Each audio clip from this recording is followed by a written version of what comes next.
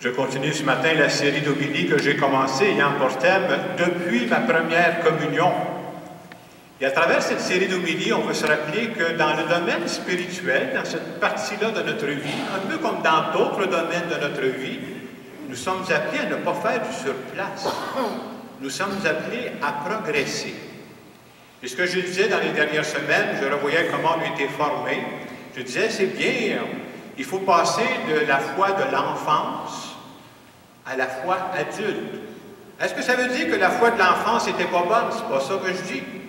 La foi de l'enfance est bonne pour un enfant de l'âge de la première communion, mais elle est totalement insuffisante pour un adulte. C'est-à-dire, ça ne peut pas vivre un adulte. Ça ne t'aide pas à grandir. Et quand on est rendu dans la foi adulte, on est toujours en marche, hein? Je ne l'ai jamais totalement, la foi adulte, là. Mais ça m'amène à me laisser déranger par Dieu. Ça doit transparaître dans ma façon de penser, dans ma façon d'agir. Entre autres, la semaine passée, on disait à travers la parole de Dieu, on nous rappelait, vous savez, là, ton temps est limité. C'est vrai, ça, c'est ma situation à moi. Mon temps est limité. Dans 20 ans d'ici, dans 30 ans d'ici, il y a des choses que je ne ferai plus. Et ce que j'ai présentement, les talents que j'ai présentement, même les biens qui sont à ma disposition, tout ça, c'est Dieu qui me prête ça pour dire « j'ai besoin de toi présentement ». En fin de semaine, je me suis arrêté d'une façon spéciale à la deuxième lecture. La deuxième lecture, c'est une lettre de Saint Paul à Timothée.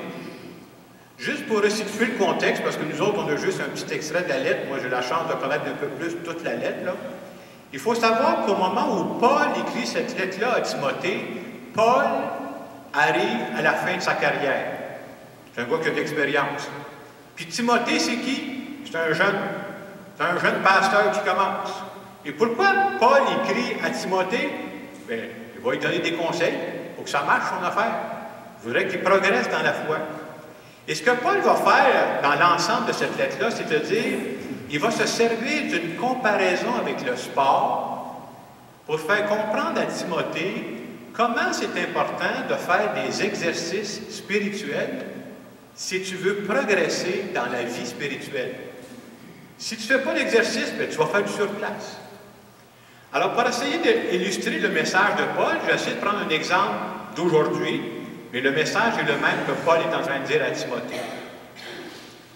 Au cours des dernières semaines, si vous avez suivi un peu l'actualité, vous avez sûrement entendu parler d'une jeune joueuse de tennis canadienne de 19 ans qui s'appelle Bianca. C'est ça. Andreescu. Elle n'a pas pu s'appeler l'amoureux, elle, là. On va vous la montrer à l'écran, là, je pense. Alors, cette jeune fille-là, ce qu'elle a fait à 19 ans, elle vient de gagner un grand tournoi qui est le US Open aux États-Unis. Et vous savez, quelqu'un pourrait dire, c'est-tu la chance qui l'a fait gagner, finalement? Et ça, quand on dit ça, c'est parce que tu n'es pas au courant de tout ce qui se passe dans sa vie. Hein. C'est pas juste la chance qui peut arriver qu'à un moment donné, paf, tu gagnes de même, tu vas battre la championne. Non, non, non.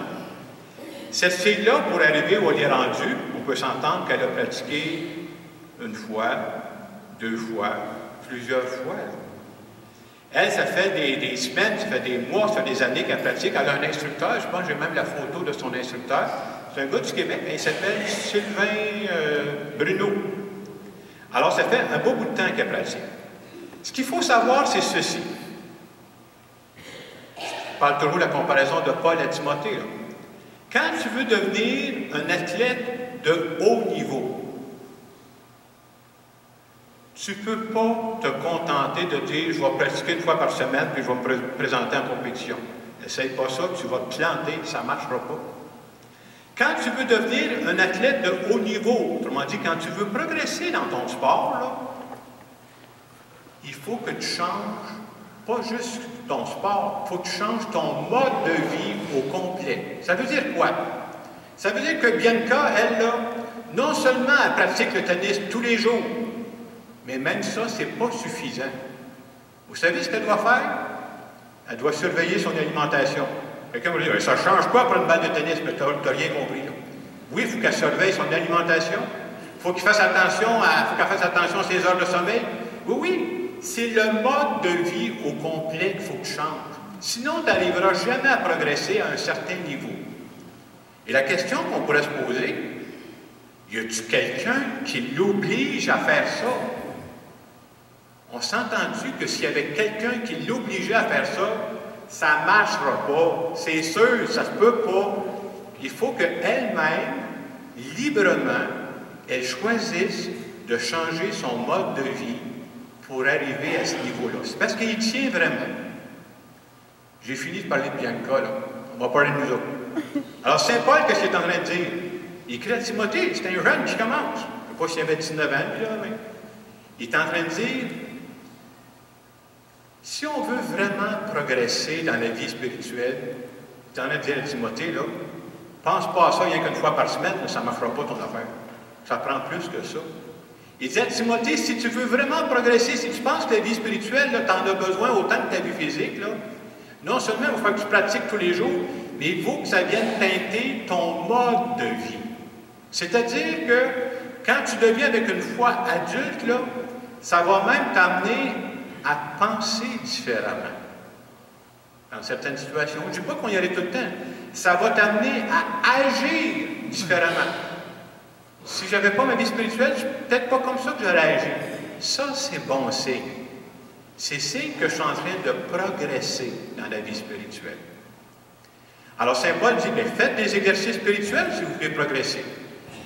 La question qu'on peut se poser, ça ressemble à quoi des exercices spirituels pour 2019?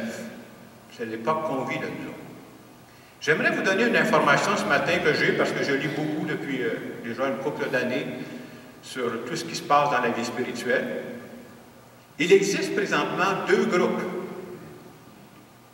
qui travaillent au renouvellement des paroisses, déjà depuis quelques années. Un de ces groupes-là s'appelle Rebuild, qui veut dire en français reconstruire. C'est la paroisse que je vous ai déjà parlé, là, qui est à Baltimore, aux États-Unis, paroisse catholique. Et on est associés à eux autres, nous autres, parce qu'on travaille le projet d'Église vivante. Il y a un deuxième groupe qui existe aussi à Halifax, ici dans l'Est du Canada. Et quand on consulte ces 2 groupes-là, ils arrivent à des conclusions très semblables. Eux autres, ils ont trouvé dans leur paroisse des moyens pour ce que j'appelle des exercices spirituels qui font grandir rapidement les chrétiens. C'est tellement vrai qu'eux autres, ils ont commencé depuis 5-6 ans, là, et leur communauté chrétienne augmente à chaque année. C'est tellement vrai que les 2 groupes que je vous parle, ils ont été obligés de construire une nouvelle église, il manquait d'espace. Ça fait drôle pour nous autres, parce qu'au Québec, quand vous entendez parler des églises, vous entendez plutôt parler de fermeture d'églises. Vous savez combien d'églises se ferment au Québec? 1 par semaine. C'est quelque chose, hein? Alors, je reviens à ces groupes-là, parce que moi, je travaille avec eux autres, là, en lien avec eux autres. Ces gens-là ont dit, on a trouvé des façons pour faire progresser nos communautés chrétiennes. Et je vous donne 2 exercices qu'ils font, c'est pas très recherché, mais avec le temps, ça change tout.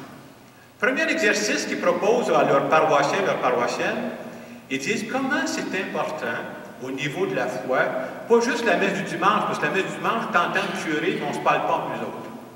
Et c'est très important d'avoir de temps en temps de se plonger dans des petits groupes d'échange entre chrétiens. À ce moment-là, j'ai la chance d'entendre les autres. J'ai la chance de parler si je veux, parce que j'ai jamais d'obligation, mais ça change tout. Je prends comme la semaine passée, je disais, bien, mon temps est limité. Je ne sais pas ça faire peur, mais c'est une vraie réalité. J'aimerais ça savoir qu'est-ce que les autres, comment ça rebondit dans leur cœur quand ils entendent ça. Et le fait d'entendre les autres, ça vient réveiller le mien, puis c'est dans ce temps-là qu'on s'aide à progresser. Alors, c'est un peu ce qu'on essaie de faire ici, entre autres, à travers la méthode Alpha, qui a commencé. Et après Noël, non seulement il va y avoir Alpha, mais on va offrir d'autres petits groupes aussi. Des fois, ça s'appelle justement le suivi des homélies. Souvent, quand je finis l'homélie, je finis par une question. Ah, on pourrait peut-être échanger là-dessus pour dire qu'est-ce que ça me dit à moi? Et d'entendre les autres, ça fait progresser. Un deuxième exercice spirituel, autant à Halifax qu'à Baltimore, qui demande aux gens, ils ont remarqué ceci. Au fil des années, c'est très clair pour eux autres, ils ont remarqué que plus les gens s'impliquent dans les différents services de la paroisse, plus les gens s'attachent à leur paroisse et plus ils grandissent dans leur foi. Vous savez, on pourrait dire, ah oui, s'il y a plus de bénévoles dans la paroisse, c'est bon pour la paroisse. C'est vrai, mais ce n'est pas juste pour ça. Ils se rendent compte que leurs chrétiens grandissent dans la foi quand ils passent à l'action. Autrement dit, on pourrait penser que la foi, moi je pourrais m'asseoir dans mon salon, là, puis penser à Dieu tout l'après-midi. C'est pas méchant, là. Mais quand est-ce qu'on grandit plus? C'est quand on bouge. C'est quand on passe à l'action. Et ils ont remarqué justement que c'est un moyen. Alors, dans les 2 prochaines fins de semaine, j'en parle parce qu'en fin de semaine, Jean-Dac va en parler à la fin de la messe, on va en parler la fin de semaine prochaine. On va vous proposer différents services dont on a besoin. Il ne s'agit pas de faire quelque chose dont vous n'avez pas la capacité, mais même si c'est une petite tâche, non seulement je vous demande ça, pas pour faire juste pour le bien de la paroisse, votre bien à vous. Le fait de faire quelque chose pour un groupe auquel on tient, on grandit. Pourquoi je m'attache à ma famille? Bien, j'ai consacré combien d'heures à mes enfants? C'est comme ça que je m'attache à ma famille, et c'est un peu la même chose pour la paroisse. Alors, en fin de semaine, on se fait dire comment c'est important de progresser dans la vie spirituelle, mais ça ne se fait pas tout seul. Si je laisse ça au hasard, ça n'arrivera pas. C'est sûr, sûr, sûr. C'est vraiment quand on passe à l'action qu'on peut grandir. Alors, en fin de semaine, je pense que la question que ça nous pose, c'est un peu ce que Paul est en train de dire à Timothée, finalement. Toi, mon jeune Timothée, est-ce que dans le fond, ça t'intéresse vraiment de grandir dans ta foi? Est-ce que ça t'intéresse vraiment de grandir dans ta vie spirituelle? Bianca, d'après moi, est intéressée, elle. Et c'est ce qui fait toute la différence. Alors, dans le moment de silence qu'on va suivre, on pourrait se demander, est-ce que c'est vrai que je veux grandir dans la vie spirituelle? Puis dire à Dieu, ce serait quoi les moyens que moi je pourrais prendre pour ne pas faire du surplace dans ma vie spirituelle?